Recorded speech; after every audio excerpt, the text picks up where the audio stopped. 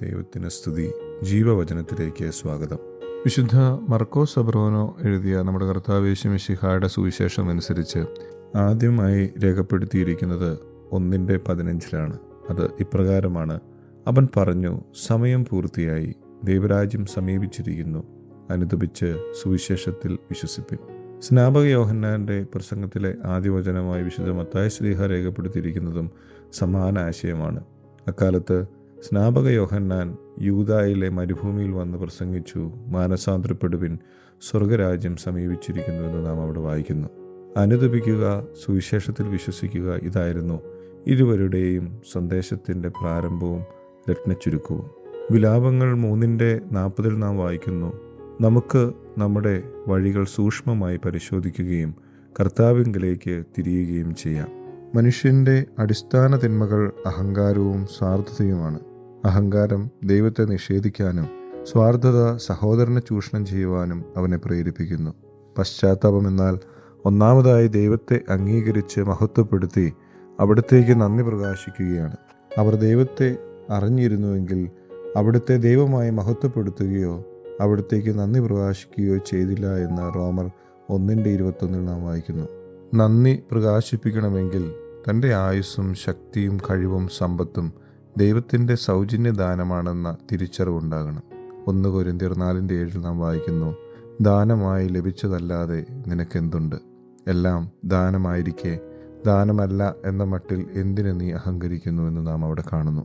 ദൈവത്തെ അംഗീകരിക്കുകയും അവിടത്തേക്ക് നന്ദി പ്രകാശിപ്പിക്കുകയും ചെയ്യുന്നവന് അഹങ്കാരത്തിൻ്റെ സ്ഥാനത്ത് എളിമയുണ്ടാകും. എളിമയെ സൂചിപ്പിക്കുന്ന ഹ്യൂമിലിറ്റി എന്ന ഇംഗ്ലീഷ് പദം ഹ്യൂമിയൂസ് എന്ന ലത്തീൻ പദത്തിൽ നിന്നാണ് വരുന്നത്. ഈ മൂലപദത്തിൻ്റെ അർത്ഥം മണ്ണ്, പൊടി, ചാരം എന്നൊക്കെ അത്രേ. എളിമ ഉണ്ടാകണമെങ്കിൽ മനുഷ്യൻ പൊടിയാണെന്നും പൊടിയിൽ നിന്നെടുക്കപ്പെട്ടുവെന്നും പൊടിയിലേക്ക് മടങ്ങുമെന്നുള്ള അവബോധമുണ്ടാകണം. വാങ്ങിപ്പോയവരുടെ ശവസംസ്കാര ചടങ്ങിൽ നാം വായിക്കുന്നുണ്ട്: മനുഷ്യ, നീ മണ്ണാകുന്നു, മണ്ണിലേക്ക് മടങ്ങും എന്ന്.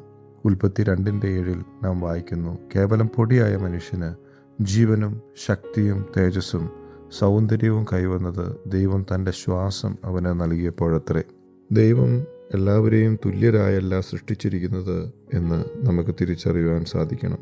ആരോഗ്യം, സൗന്ദര്യം, അറിവ്, കഴിവ്, സമ്പത്ത്, സ്വാധീനം, ഇവിടെയൊക്കെ കാര്യത്തിൽ മനുഷ്യരുടെ ഇടയിൽ കൂടുതൽ കുറവുണ്ട്. കൂടുതലുള്ളവർ കുറവുള്ളവരുമായി പങ്കുവയ്ക്കുക എന്നതാണ് ദൈവിക പദ്ധതി. അതിനു പകരം കൂടുതലുള്ളവർ ആ സൗകര്യങ്ങൾ ഉപയോഗിച്ച് കുറവുള്ളവരെ പിന്നെയും ചൂഷണം ചെയ്ത് പീഡിപ്പിക്കുന്നത് മഹാതിന്മയാണ്. സ്വാർത്ഥതയുടെ മനോഭാവമായ ചൂഷണം വെടിഞ്ഞ് പങ്കുവയ്ക്കലിൻ്റെ മനോഭാവം ഉൾക്കൊള്ളലും പശ്ചാത്താപം എന്ന് നമുക്ക് അനുമാനിക്കാം. യെശയ്യാവ് 58:7 നാം വായിക്കുന്നു: വിശക്കുന്നവനുമായി ആഹാരം പങ്കുവെക്കുകയും ഭവനരഹിതനെ വീട്ടിൽ സ്വീകരിക്കുകയും നഗ്നനെ ഉടുപ്പിക്കുകയും സ്വന്തക്കാരിൽ നിന്ന് ഒഴിഞ്ഞു മാറാതിരിക്കുകയും ചെയ്യുന്നതല്ലേ ഞാൻ ആഗ്രഹിക്കുന്ന ഉപവാസം. നമ്മുടെ ജീവിതത്തിൽ മാറ്റങ്ങൾ വരുത്തേണ്ട മേഖലകൾ ഏതെന്ന് ശോധന ചെയ്യുവാനും കർത്താവിനോട് ചേർന്ന് പശ്ചാത്താപ ഹൃദയത്തോടെ നമ്മുടെ ചുറ്റുമുള്ളവരെ ഉൾക്കൊള്ളുവാനുമുള്ള മനോഭാവം നമുക്ക് ഓരോരുത്തർക്കും ഉണ്ടാകുവാൻ ഇന്നത്തെ ചെറിയ ചിന്ത ഇടവരുത്തട്ടെ എന്ന് മാത്രം പ്രാർത്ഥിച്ച് ആശംസിച്ച് നിർത്തുന്നു. ദൈവതിരുനാമം മാത്രം മഹത്വപ്പെടുമാറാകട്ടെ. ആമേൻ. ഞാനും എനിക്ക്